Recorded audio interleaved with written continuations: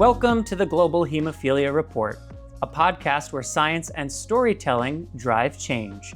Produced by Believe Limited and Bloodstream Media and made possible thanks to our featured advertiser, Sanofi. In partnership with my colleague, Dr. Donna DiMichele, our senior scientific advisor, I am your host and resident person with hemophilia, Patrick James Lynch. Today, to be honest, we're diving into something that is critical, but that is also an area which makes me a bit nervous. On this episode, we're asking the question, how do we really know what's happening in the lives of people with hemophilia? Beyond clinical trials and controlled environments, what does the data say about actual treatment adherence, activity levels, and outcomes in general out in the real world? And just as importantly, what do the stories behind the data tell us about people with hemophilia's true lived experience? We explore the importance of real-world data, how registries depend on patient engagement, that's the part that makes me nervous, and what trends healthcare providers and lived experience experts are observing right now. We'll also take on the challenge of separating actionable data from anecdotal evidence, and why both matter in the push for better care. Our panelists will introduce themselves and we will dive in right after this. Sanofi seeks to break barriers for people with hemophilia through groundbreaking science so they can live beyond the limitations of their condition. Learn more about Sanofi's commitment at redefininghemophilia.com. Thank you all for joining, and let's get started with a very level-setting question. What exactly is real-world data? Really important question. And something that we need to differentiate is real-world data versus real-world evidence. My name is Michael Recht. I also am a pediatric hematologist. I've been taking care of infants and children and adolescents and young adults and sometimes adults with inheritable bleeding disorders for almost 30 years now. I am the Chief Medical and Scientific Officer at the National Bleeding Disorders Foundation in the United States, where I help move the scientific agenda of the organization forward, and I'm involved with our patient-driven or lived experience expert-driven registry, Community Voices in Research. I'm also a member of the treatment team at Yale University School of Medicine Bleeding and Clotting Disorders Clinic. And previously, I worked at the American Thrombosis and Hemostasis Network, where I was involved in research using another data set, the Athens data set. Real-world data is just the stuff that we collect in working with people with inheritable bleeding disorders. So when people elect to honor us by sharing their data, we are able to collect anything that's involved in their medical record, anything that's involved with potential insurance claims, anything that's involved with procedures that they're involved with. You use real-world data to create real-world evidence. So data is all the stuff we collect. Evidence is how we conglomerate that data to use to help us make decisions moving forward. Maybe it's good to add that we usually use real-world data and real-world evidence to gain more insight into the realistic lives of persons with inherited bleeding disorders. So we know how they do in real life. This is opposed to data that we gain from clinical trials, in which a selected population of persons are selected to be included in clinical trials. And these are very strictly followed, which may not truly reflect day-to-day lives of persons living with inherited bleeding disorders. I am Samantha Gao. I'm a pediatric hematologist here at the Amsterdam University Medical Center in the Netherlands. I am the project lead on the European Hemophilia Safety Surveillance database, UHAS, and also the project lead of the Dutch Patient Registry for patients with coagulation disorders, HemoNet. The collection of real-world data, to me, is much more important than just the clinical focus data that we're collecting. Real world data really gives us a better picture of what the challenges are, how our patients are doing. My name is Maria Santaella, and I'm the Vice President of Research Strategy of the National Bleeding Disorders Foundation. Well, thank you, expert panel. My name is Donna DiMichele, and just to make this a trifecta, I am a pediatric hematologist, and I currently serve as the senior scientific advisor to this wonderful project, the Global Hemophilia Report, and where I work with Patrick and Keith, and it's one of the joys of my life. As a patient, what I'm looking for with real-world data is information that's after the clinical trial, after that very controlled, pristine environment where we're seeking to get as pure data based on the endpoints as possible. I want the mess of the real world. I want to hear about patients who have actually been on this thing for 6 months, a year, 2 years. I want to hear about any adverse events from out in the real world. I want to hear some nuance about somebody who went on a trip and they had some kind of complication that I never even thought of as it related to their therapy. What's going on with mom? What's going on with dad? What's going on with the unaffected siblings? And importantly, what's going on with the spouse, right? We know that bleeding disorder not just impacts the person that carries that diagnosis, but there's so much around the bleeding disorders that we really wanted to understand the complete picture. But what else can we be doing to help that mom and that young kid get that individualized treatment?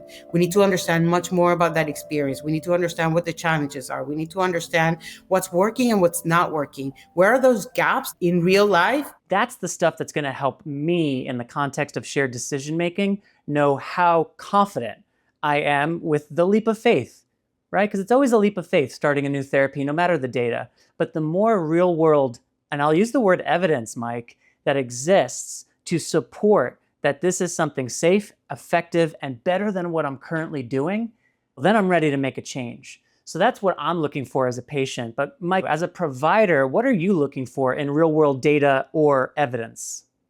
Just like you said, Patrick, we want to know what it's like to use a new medicine, a new intervention, a new activity to see what that will be like when we're talking about it with a family, with a patient, to see what kind of recommendations we make. You mentioned adverse events, for example. Usually these are rare occurring events in a group of persons with a rare disease. So it is very important to follow a large population to pick up and identify these adverse events. Any new adverse events that we do not know yet of, or higher incidences of already known adverse events. Therefore, the collection of real-world data on adverse events, for example, in a surveillance system such as you have, the European Safety Surveillance, in which we collect adverse events in 90 centers in Europe regularly, is very important. I'm glad you underscored the importance of serious adverse events because, again, from a patient perspective, if I hear about a serious adverse event in a clinical trial, it's alarming, but it's in the context of a clinical trial. There's protocol for what happens next. The trial may be ended or the trial may make some adjustments to ensure that those kind of events are mitigated in the future. In the real world, it's a little trickier. It feels a little more dangerous to hear about certainly multiple serious adverse events with a particular therapy out in the real world. Samantha, what are some of the methods through which real-world data is collected locally, regionally, nationally? Michael already mentioned real-world data can be collected through several systems from the electronic health records from hospitals. Our data can be collected through patient-reported outcomes in which persons with inherited bleeding disorders enter the data themselves through questionnaires or through patient diaries, which are then shared with registries. I want to ask a different question now. I want to go in a slightly different direction, or maybe a more scoped direction. Why is real-world data critical, particularly with respect to people with hemophilia as a rare disease? Why is real-world data and real-world evidence particularly important in rare disease populations like people with hemophilia? Yes, you mentioned the additional value of real-world data after clinical trials have been done, is that real-world data can provide us with insights that clinical trials cannot give us. Let's use a couple of examples. So one of the really major important new therapies in hemophilia was the approval of emicizumab or Hemlibra. If you look at all of the trials that led to Hemlibra's approval in the various populations, about 500 people were involved in the Haven 1, 2, 3, and 4 trials. If you look at the Roctavian trial, this is the phase 3 trial for hemophilia A gene therapy, there was about 150 people enrolled in that trial. If you look at the Hemgenix phase 3 trial, about just a little over 50 people were involved in that trial. The UHAS data set has thousands of people enrolled. The Athen data set has over 10,000 people with hemophilia enrolled. It's numbers, and the question is how do we capture the experience of every single person with that rare disease? And it's certainly not going to happen in structured clinical trials and clinical, observational studies. And getting that broader picture of what happens in the real world shouldn't replace the importance of clinical trials, but is a really good addition to see what we've learned from the clinical trials, how people are using these new medications, and are there any additional events that we can learn about when we follow more people that are included in the clinical trials. Back when it was first described, if females did have bleeding that was abnormal, they were deemed to be hysterical. It was a medical fact that women could not have hemophilia. And of course, now we know that that is absolutely not true. That has been a huge barrier for women and girls to this day of getting accurate diagnosis and access to care and treatment. Women and girls are not included in clinical trials. And the issue is that if women are not included in the data, that door is never open for them and they don't get access. I've talked to many women that even can't get doctors, can't even get diagnosed. I want the future generation, especially for women with hemophilia, to be treated the exact same. We've never done this before. We have never collectively come together to talk about what it is like to be dismissed.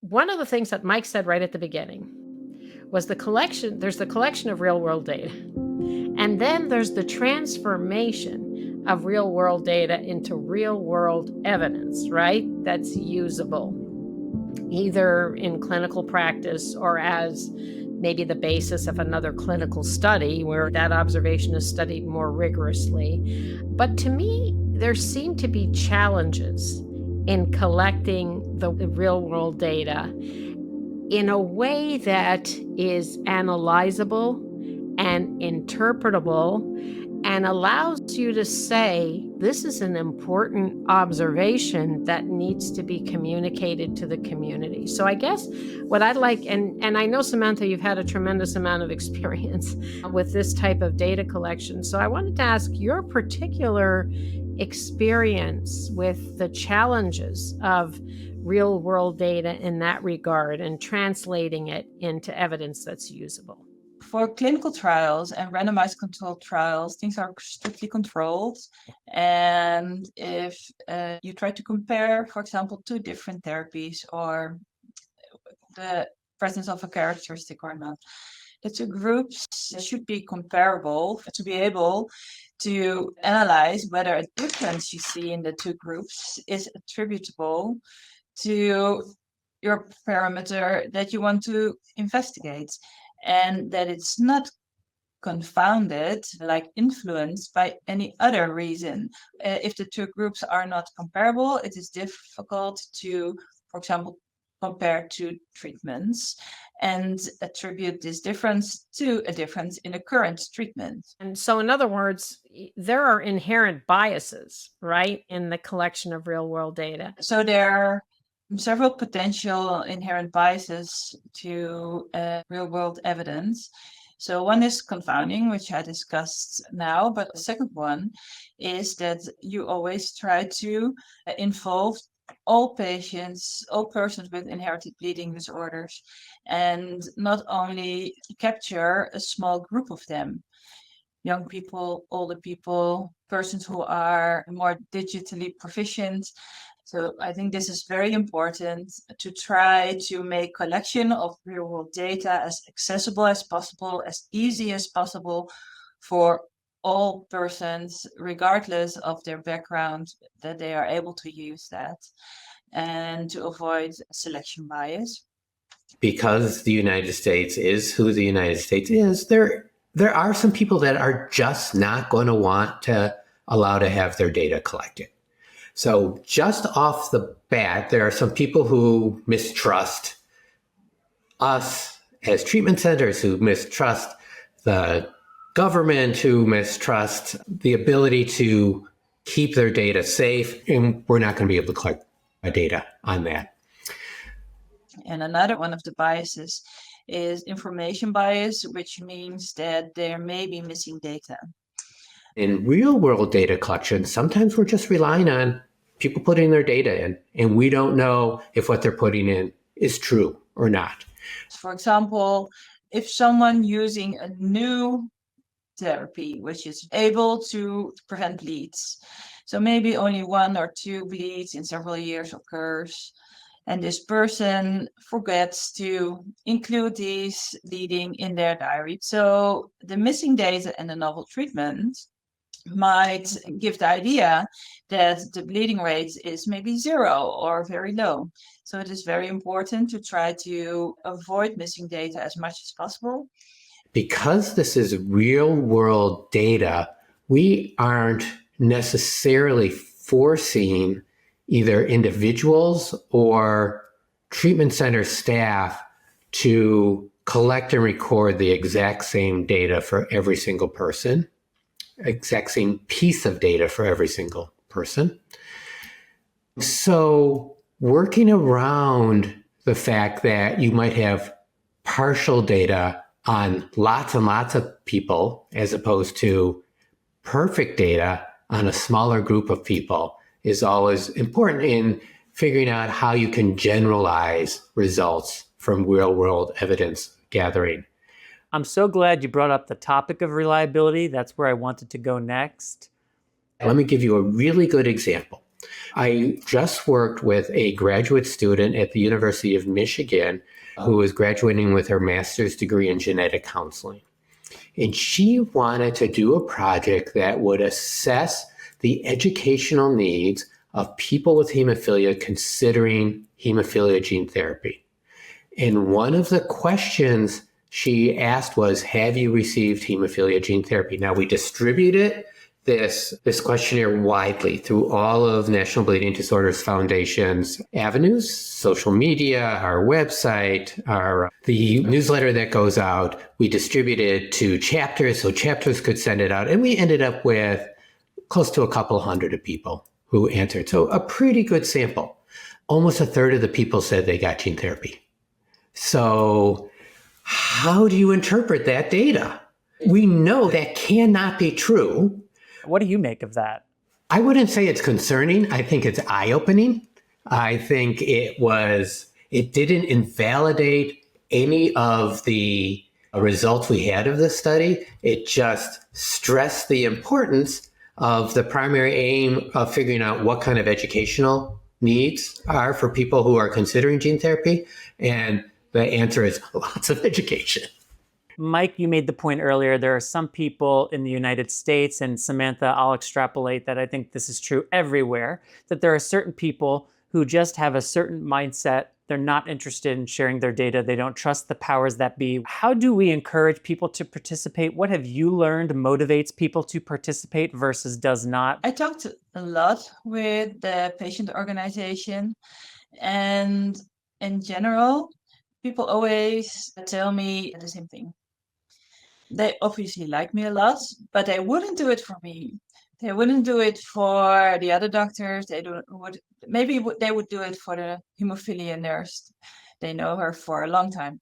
I'm a nurse. I came from the clinic, and I knew that we were collecting a lot of critical information from the clinic, right? Labs, diagnosis, inhibitor status, medications, but we really were missing the mark in trying to get a grasp on what it was to live with a bleeding disorder outside of the clinic walls. So CVR is Community Voices in Research. So CVR is an instrument to gather the experience of living with a bleeding disorders. So CVR is a few things. One, an instrument to collect the lived experience. Importantly, though, directly from those impacted, right? There's no middle person, there's no filters, there's no biases. It comes directly from those affected. Two, for us, it's a partnership. We are asking the community members to share their experience with us. They wouldn't do it for an investigator and not for regulatory purposes, and also not for research. But they would do it for their own patient care or individual care. We also want to give them a tool so that they can be more engaged with their bleeding disorder. So we give them a tool with educational resources. We also very soon in BDC, actually, we're going to launch the Research Connect. We've heard over and over again as we're building these tools for our community that people want to participate in research. They just don't know where those research opportunities are. So Research Connect is an opportunity to do that, to connect them not just with clinicaltrials.gov in a more digestible way, but also connect them with any survey, for example, that's going on at the national level. And more importantly, we give them some of the data that's being collected so that over time they can compare themselves with previous responses, but also with people like them, with people with the same disorder. And so you can get a gauge of what people around you are doing. We also have tools about connecting them to HTCs, connecting them to chapters. So again, through the dashboard is our way of thanking them, but also engaging them just beyond electronic surveys, getting their data. Health equity starts with understanding. Sanofi's global survey of 2,700 participants across 11 countries uncovers critical care gaps for people with hemophilia. Only 30% of patients report adequate care, and just 21% discuss overall health with providers, highlighting inequities in comprehensive care. Furthermore, 59% of caregivers face significant strain, proving unmet needs go beyond patients. Addressing these disparities is essential for equity. Scan the QR code or click the link in the show notes to explore the findings and learn how Sanofi is building a more equitable future for the hemophilia community. When I think about real-world data collection, I think it's the perfect intersection of motivational interviewing and shared decision-making. And sometimes motivational interviewing gets a bad rap because people think it's providers or researchers trying to convince a Lee or a person with a bleeding disorder or a parent with bleeding disorders to do something. My approach to motivational interviewing is to help me understand what someone is interested in doing. And then using that shared decision-making model embedded within motivational interviewing, helping me understand why someone may or may not be interested in having their data collected and shared. How do we, though, better communicate the value of participation to patients, to Lees, so that when the next email goes out, Mike, it's not a couple of hundred, but it's 1,000 people who respond because there's such a appreciation for the importance of real-world data? How do we do that? I think one way is sharing what we've learned so far. And we know that we as providers, clinicians, researchers have not been great at getting results back to the community. For example, I was speaking at a chapter event recently, And I asked how many people have been involved in clinical trials, and pretty much everybody's hand went up, whether it was registries or whatever. And my second question was, how many people know the results of that clinical trial? And one hand went up. So it is really incumbent on us to make sure that the people who are honoring us by sharing their data understand what that evidence is and understand how it's going to positively impact everybody else with an inheritable bleeding disorder. When providing feedback of our study results, our progress, it is important to use different means of communications. Not only the journal that we send out to the families, but also use social media posts, which may be more widely spread by the younger people in the community.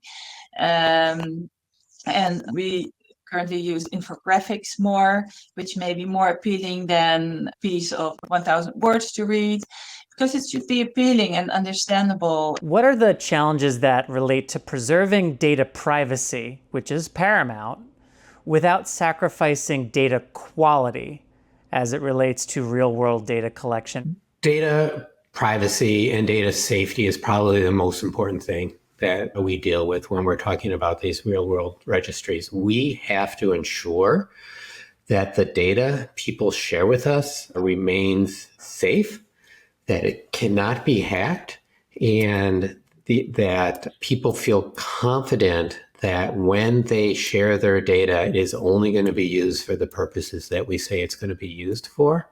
The two systems I work most closely with, Community Voices in Research, which is the Lee-driven, direct from Lee information we get at the National Bleeding Disorders Foundation, and the Athens data set, which is data that comes from Lees and patients and families, but is filtered through treatment center staff. There are multiple state-of-the-art privacy measures in place, always being updated. I think that we think about a lot is, of course, the safety and the double authentication of systems is very important. But sometimes data without using personal identifiers can potentially identifying due to the rareness of the disease and the specifics in the Netherlands, for example, there might only be 1 or 2 or 10 persons using that specific product.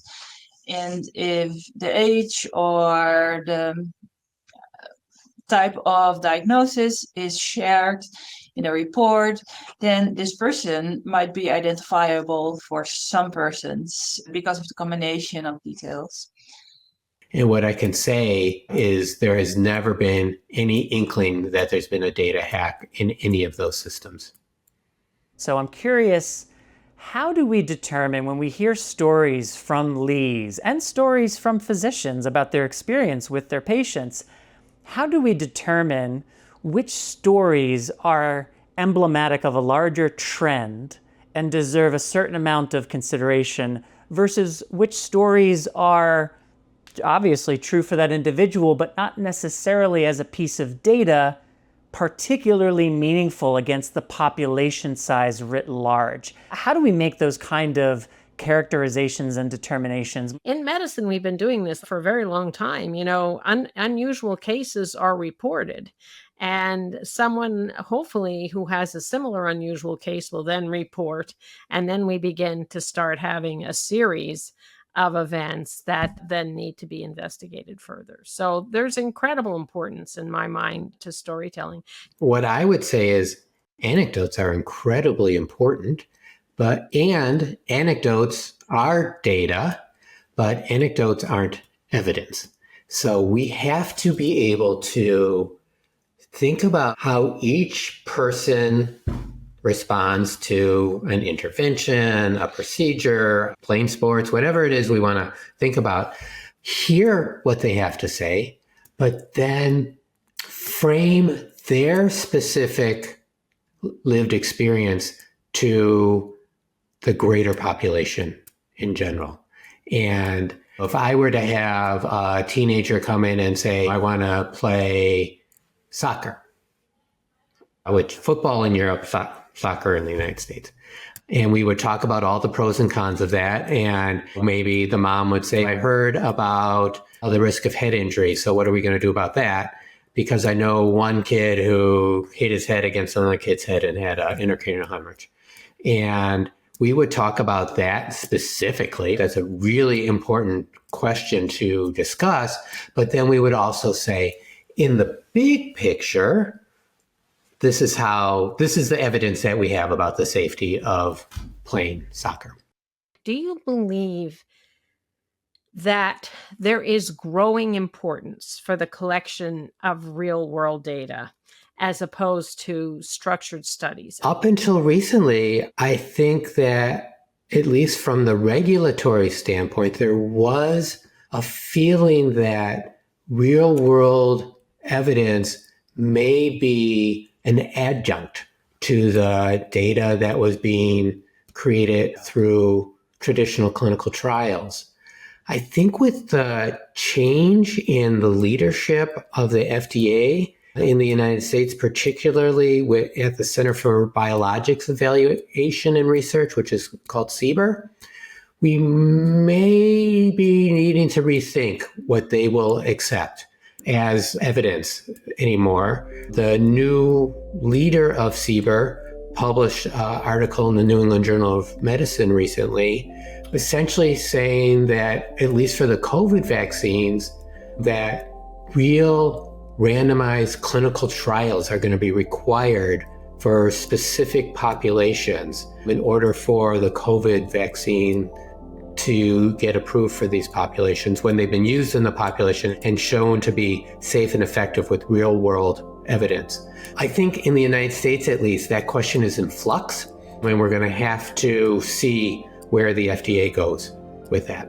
I do think that real world data is becoming more important. First, for individual patient care, as access to care in the Western world is becoming more and more better now.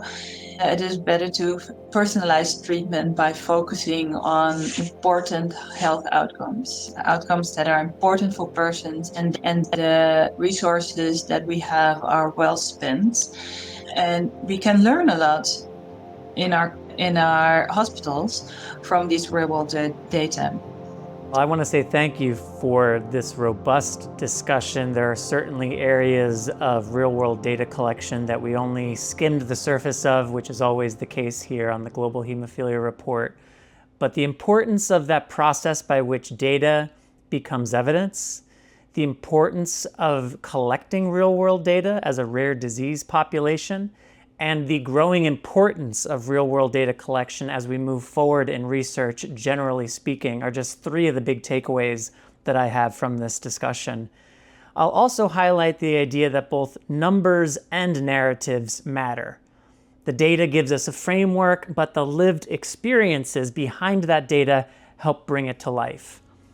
If we want to create a more responsive and effective care environment for people with hemophilia, we need both rigorous data collection and a deep respect for the personal stories that shape those numbers. I want to thank everyone for joining this important conversation, and of course, thank you to our guests for their insights. We'll be back next month with another critical episode. Until then, my name is Patrick James Lynch, and you've been listening to the Global Hemophilia Report.